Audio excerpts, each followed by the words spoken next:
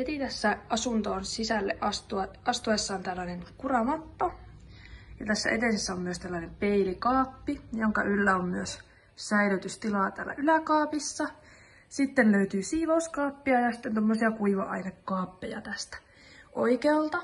Ja tässä vasemmalla on sitten kylpyhuone.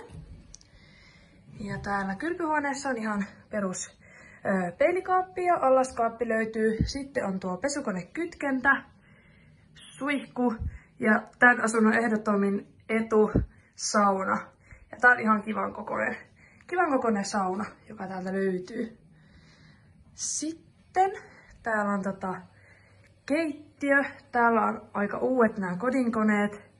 Induktioliesi löytyy ja aika hyvin pöytätilaa, että tuolla esimerkiksi yleiskone on, joka mahtuu tänne. Ja tilaa on myös mikrolle ja siellä on ihan pistorasia sille löytyy.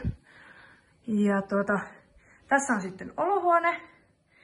Olohuoneessa on tilaa TV-tasolle ja aika isollekin sohvalle. Mulla on täällä tällainen työpiste ja tästä keittiön vierestä löytyy myös tilaa ruokapöydälle ja ihan hyvän kokoinen pöytä tähän mahtuu.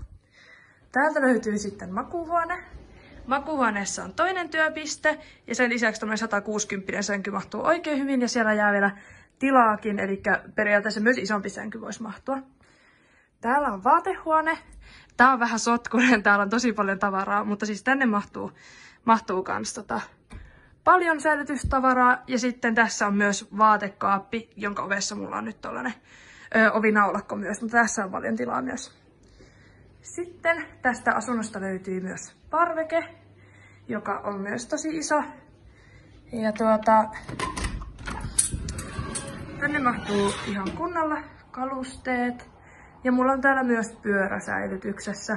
Ja tää on tosiaan lasitettu, tää on tosi lämmin vielä syksylläkin. Nyt ehkä pakkasilla on ehkä vähän vilposa. Mutta